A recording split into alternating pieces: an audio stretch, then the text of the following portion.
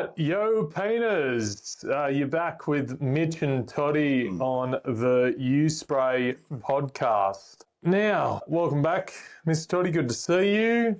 What we're going to start off today is, obviously, so the audience and people that we haven't spoke to knows a little bit about us. So we're going to start off, let's tell people something that they don't know about us.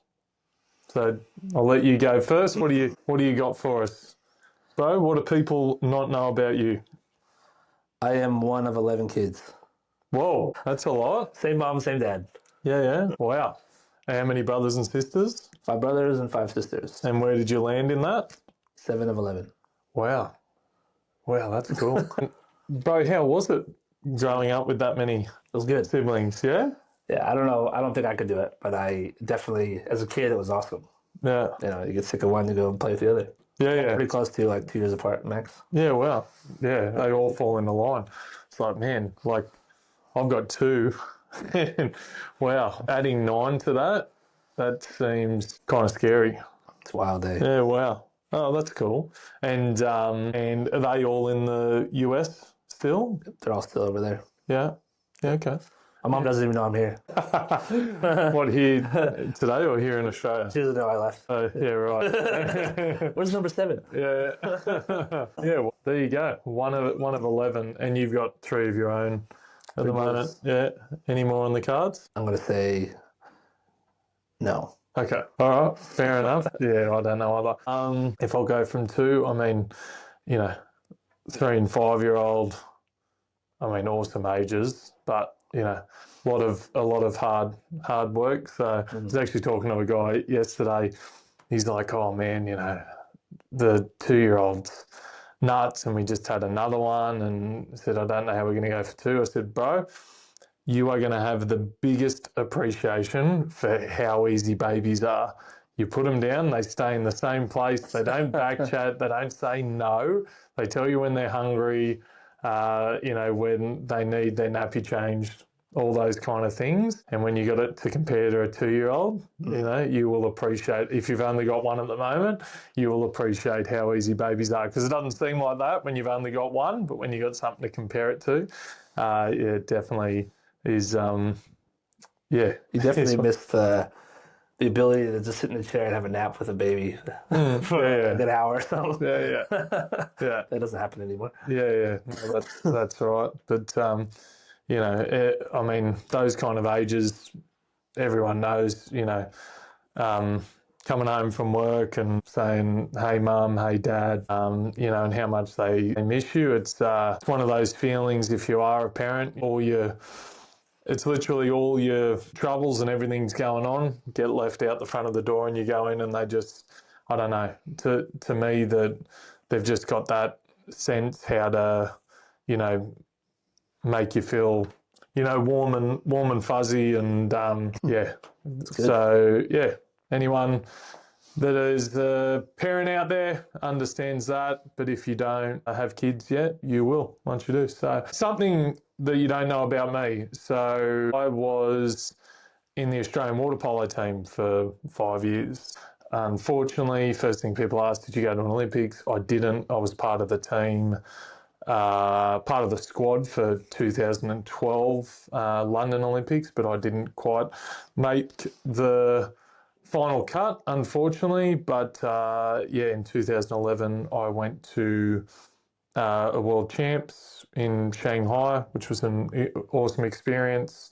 I loved my time in the team. I got to travel a lot of different Asian countries and all through Europe. It was amazing 5 years because the international season was summer in Europe. So we'd be back in Australia playing in summer. Then when it went to winter, we'd be going to Europe for our tours over there for the international season. So getting to have endless summers was pretty cool. Didn't have winters there for a while. I got to go and play in Brazil, which was an awesome experience. I still play socially, but yeah, I played a lot of sport over my time. It's up there with the toughest sport I've done. yeah, so that's something that people don't know about me. Yeah, and I still play a bit socially now and swim a little bit. But yeah, that was a good part of part of my life. So yeah, but we're going to dive back into some other stuff, and we're following on from our previous sort of podcast when we were talking about, you know, when you're starting out or you're investing in a new machine when you've sprayed before, things to consider and why to look into what machine is right for you. So we're just going to continue on for that. If you are, you know, getting a machine, there's obviously a lot of different accessories available, and we're going to dive into those accessories and why you should consider getting it, or where you might use it and why you might need it. Now, we do get this a lot, so let's start, you know, we've gone through the machine and let's go down the line a little bit. So next thing, obviously, that connects to the machine is the hose. Now, there's obviously a lot of different sizes, you know, mainly the 15 and the 30 metre hose. Now, a lot of guys, there is 7.5 metre hoses.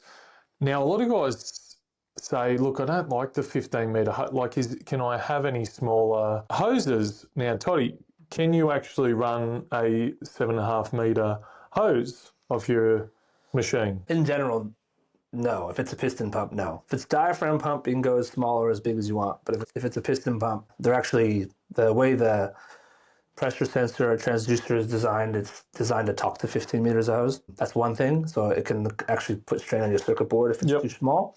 But the other thing is they use what's called a rayon braided hose, which is stiff but it's flexible. So what happens is, because every time the piston pumps, it delivers, I don't know, half a cup of product or something. Yep. So if the hose is this big, it'd be a big burst. And so the purpose of the 50 meters hose is so that as it goes down the line, that vibration gets smaller and smaller. By the time it gets to the hose, you get a nice smooth spray pattern.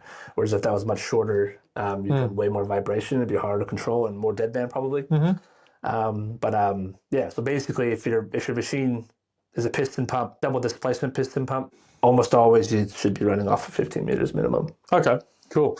And can you run 30, 45 meters, 60 meters off every machine? Not every machine.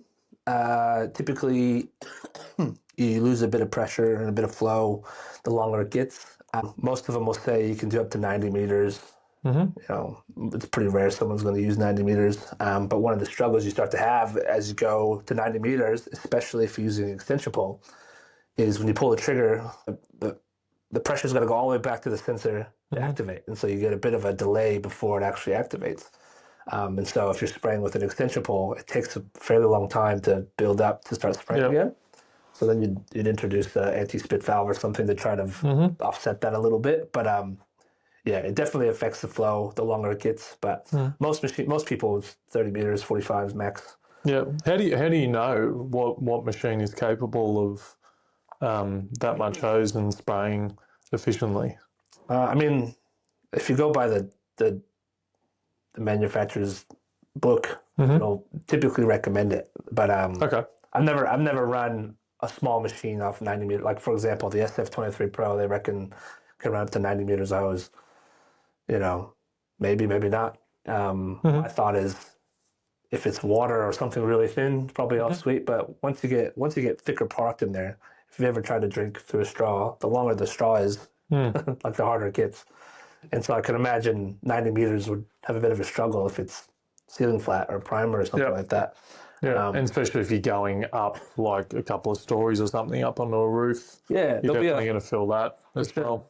And there'll be a maximum of how far up you can go. I don't know what that is, but yeah. So there's, in general, like most guys are 30 and most machines will do 30. If you get a really small like piston pump like a Graco 190 or a Pro Spray 3.2 or something, probably maxes at 30. Yep. It is funny we have this argument regularly, is about in Brisbane and in Queensland sell a lot of 15 metre hoses. Down here in Newcastle in the New South Wales, we sell heaps of 30 metre hoses.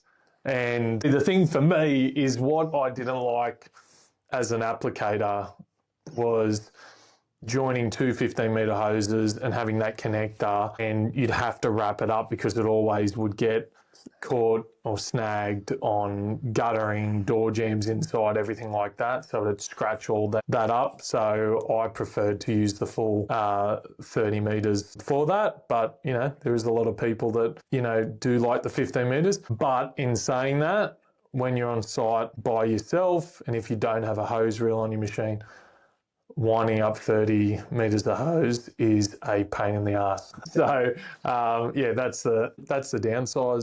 That's the downside of it. So just on the hoses too, Toddy, like there's thicker hoses and thinner hoses. So what's the consideration there when we're, you know, I'm looking to purchase a machine? Why would I get a thicker hose or a thinner hose? So there's a lot of variables. Typically, if you buy a really big machine that's designed to spray thick products like membranes or plasters or whatever, they'll start off with a really big 3/8 or a half-inch hose. The purpose of that, going back to the analogy of drinking a thick shake, if you got a really big thick straw, it's way easier to draw it up than if it's a small straw. I hate small straws when thick shake. So you either got to have a really strong set of lungs or a bigger straw. And so the idea behind that, so a lot of guys may struggle spraying roof membrane, getting rid of tails or whatever. Yep. An easy way to fix that, if your machine's big enough, is to start off with a 3/8 hose and then drop it down to a smaller hose, which will allow that to flow a lot easier. Yep. The trade-off is the bigger hoses are not as flexible. Yep. They take longer to clean, hold a lot more fluid, so the potential waste goes up. Yep. But depending on the scenario, it's probably worth it. So Yep. going the other way, whip hoses are awesome. Mention them. Yep. They allow you a bit more flexibility. So if you're spraying in a cupboard or up against the corner or something like that, it's a bit easier to not get stuck in the corner. But you can also buy really thin, 3/16 or small hoses that you can use for enamels. Yep. Great for like solvents with 2-pack and pot life because one use way less solvents to clean it out. I think the Wagner one is like it only holds like 80 mils of product, which is really small. So you're going to save a lot on product wastage, but also flushing it out. You're going to use way less solvents. Yep. So that's handy as well. But To add on to that with the whip hose, I'd using a whip hose, especially for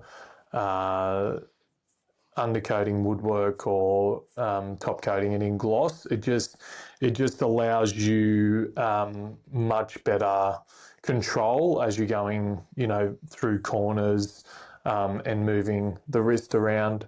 I really like it for that. A lot more forgiving in those scenarios. We do sell a lot of them. They are on our website if you're keen for one. But yeah, they are very handy to have in your arsenal. And just talking about, I just want to go back. We didn't actually touch on this, but okay, if I like to spray acrylics and I also like to spray enamels, right? And I need a machine. So my first question is, should I use the same machine for both acrylic and my enamels or thinners based products? So technically, no. Because in our industry, most people are using electric. And so you actually really shouldn't be putting solvents in your machine because of the risk of fire. Yeah, right. A lot of guys. So a lot of guys would be recommended that. I'll just leave the machine outside. My suggestion to you would be to, if you're being recommended that by a manufacturer, get them to give that to you in writing. They probably won't. Yeah, but if you are going to use it, like Terps is fine. So if you're going to use Terps, pretty low.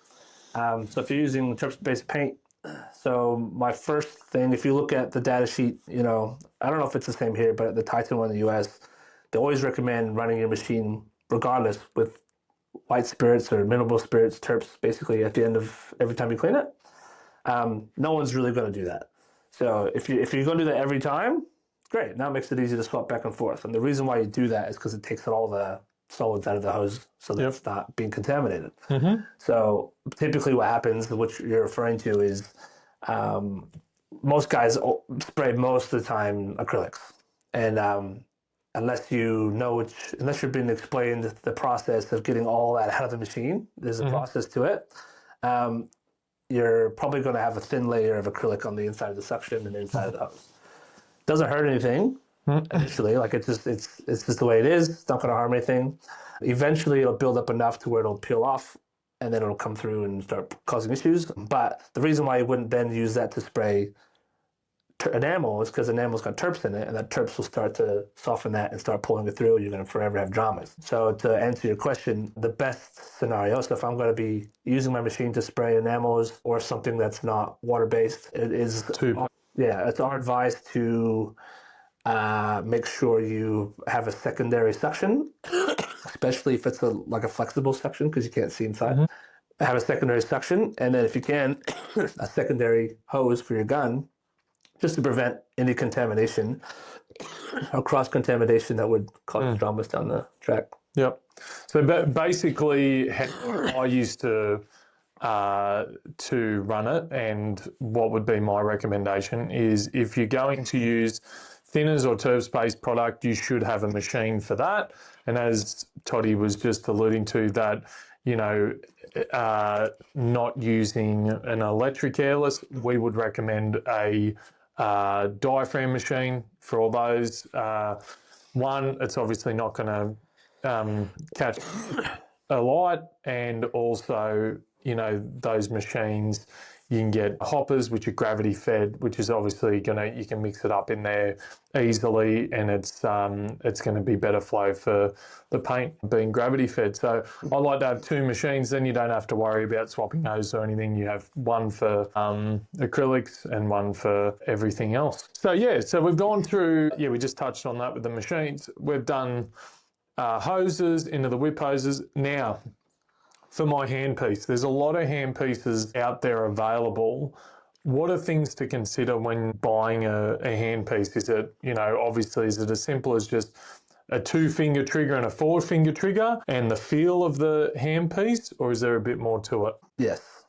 So there's a couple of things that would, in general, it's personal preference, really. 2-finger, 4-finger, light trigger. One thing that guys aren't educated on is, you know, a lot of the newer guns like your Graco PC Contractor or your Vector Grip Wagner have really light triggers. Great for like preventing carpal tunnel or whatever. But the trade-off is, because it's so light, you get comfortable pulling the trigger, which actually promotes spitting. It actually creates spitting because there's a point between on and off that it's not on or off, and that's where the spit comes from. And so the benefit of the older guns, a lot of guys prefer the old Graco contractor gun, the silver one. The trigger is a bit heavier, and so when you let go of it, you have to actually commit to open it, and when you let go of it, it assists the shot because the spring's a bit heavier, which reduces the risk of spitting. So that's important. The other thing is you can actually, with a bit of know-how, you can prevent the spitting on those line triggers anyways. But the other main thing to consider is the difference between the filtration systems in a gun. We use Graco and Wagner because most people are familiar with that. So on a Wagner gun, and most guns in the market, they have a filter where the paint comes in outside the filter and gets pushed into the filter and out the front of the gun. The negative to that is if there's any contaminants in your paint, it gets stuck on the outside of the filter. So when you pull it out, it stays inside the gun. So it takes a bit more effort to clean it all out. The benefit is all the contaminants on the outside. So even if you're not the best at cleaning your gun, you're less prone to spitting because there might be some stuff on the inside, but once it passes, it's filtered. The Graco ones, however, they work a little bit different. When the paint comes in the gun, it goes straight into the filter, and then it gets forced out of the filter and then down the gun. The benefit to that is all the stuff that gets caught when you pull the filter out comes out with it, so it's quicker for cleaning. The negative, though, is if you're not changing it regularly and any contaminants are able to reside on the outside, you're more prone to spitting because there's a larger chamber in there and there's more stuff that can come through. So if you're cleaning your filters daily or regularly, they'll both work really great. But if I was a business owner and I know my guys don't look after their guns very well, using the Wagner style filter will be less prone to spitting, which is a better end result for the end user. No, if I know they're not going to look after it, and we hear it all the time. I know they're not going to look after it, so whatever. Yeah, it's like, well, if that's the case. Yeah. But both good. Yeah. Both work great. Yeah. And that's why we have Wagner filters in our handpiece as well. Yeah. Okay, cool. All right, so there's a bit about handpieces. Now we're going to go tip guard. So we get this a lot. you know, can my Graco tip fit in my Wagner tip guard, or can, you know, our SGC tips fit into Graco Wagner tip guards? So what's the consideration there with the tip guards? So in short, most accessories are interchangeable. So hoses, guns, you know, they're all extension poles. They all kind of fit everywhere. Yep. One thing to keep into consideration is the tip guard must match the tip. Most tips in the market, including Graco Rack 5 tips, will fit into the Wagner style tip guard or the Rack 5 style tip guard. Yep.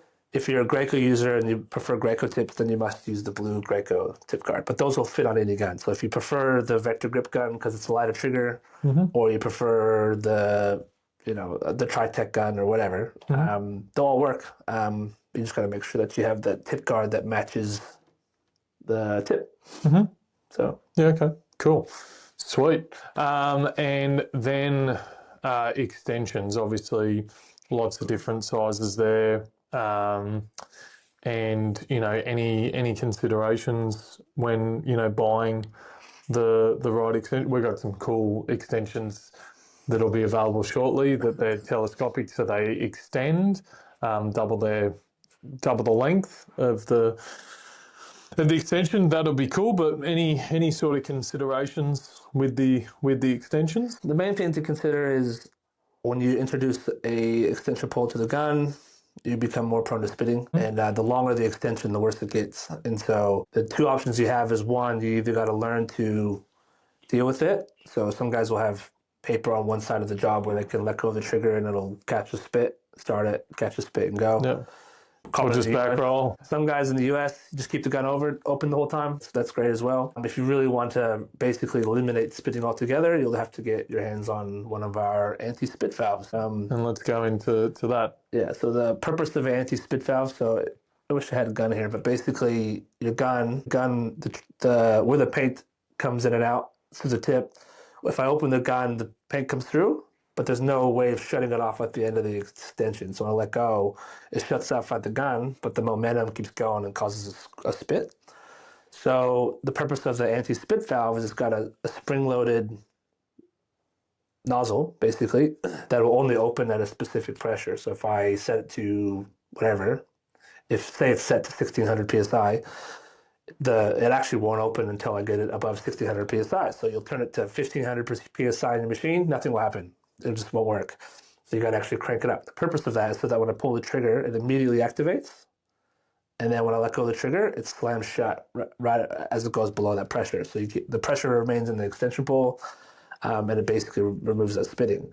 The other benefit of the anti-spit valves is they're on a swivel, so you can actually, 270-degree movement. So if you got to spray, on top of a beam or around a beam or something that you can't quite get without getting up on a step or something, it allows you to reduce the amount of need for step ladders and whatever, which is extremely handy. And same thing with roofs. So instead of getting real close to the edge from a safety perspective, and if you're harnessed, people feel better not being right at the edge. So you can reach the end of the house with the nose without getting too close, which is handy.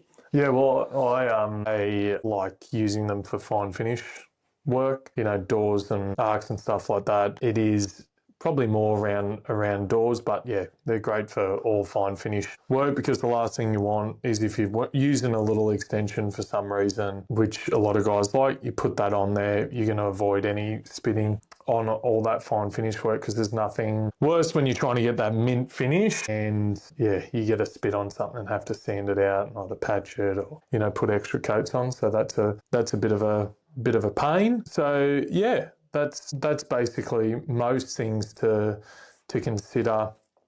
Now, the other thing is obviously selecting the right tips. So we've obviously got standard tips, low pressure tips, fine finish low pressure tips, with all different fan sizes, litres per minute. But is the only consideration checking the product data sheet to know what size tip tip recommends? Should I have several different tips in my arsenal? What would you recommend to someone just starting out? I would say it's All right, I'm going to make it easier for you. All right, so I'm a painter. I just basically do ceilings and walls inside, and I want to start um, finishing my doors and my trims in gloss acrylic. So, can you give me like tip recommendations around that? Yeah. So in general, there is a recommendation for uh, tip size, typically in the data sheet. Mm-hmm. So oftentimes we'll say use the X15 or X17 tip, Yep. which is kind of not good information because, as I said before, a 117 is this big and this thick, whereas a 1217 is this wide and this thick. Mm. And so it's like if you say use a 17 pound tip, if they use a 217, if they use a 317 instead of a 617, the 317 is twice as thick as a 617. Yeah, right. And so if the purpose of the spec typically is to achieve a film thickness to protect your warranty or whatever. Mm-hmm. And so knowing that, yeah, there's some massive variability there, and then products come into consideration as well. So if you're using Waddle Aqua Trim, for example, probably never have a drama. Mm-hmm. Hames Ultra Trim probably never have a drama. But if you're using Dulux Acrylic, it's more prone to running if you don't apply it properly, more prone to tailing, and so there's a story there about the situation based. But in general, if you use a 210 for trim, I would use a 412 for my doors to achieve a similar experience. Yep. If you're using a 208 for your trim, I'd use a 410 for my doors. But yeah, every product's different, so it's kind of hard to give a... Yeah. So for me, internals, I'd be usually a 517, 519. Fine finish stuff, I would be using a 410 for doors, and then for jams and arcs, I'd probably use a 310. Yeah, or a 308. It depends how I'm feeling. And it's funny you just mentioned Dulux Acrylic. Why teach guys how to spray that properly when you can just bring out fast finish for a better experience and at a certain price? That is clever marketing. But anyway, if you want to learn how to spray your Dulux Acrylic properly, then reach out, and we do go through that in our training course. But if not, just buy something else. Saves the money. Yeah, 100%. But yeah, another episode in the books, guys. Thanks for joining us. I hope you're all well. And until next time, keep spraying.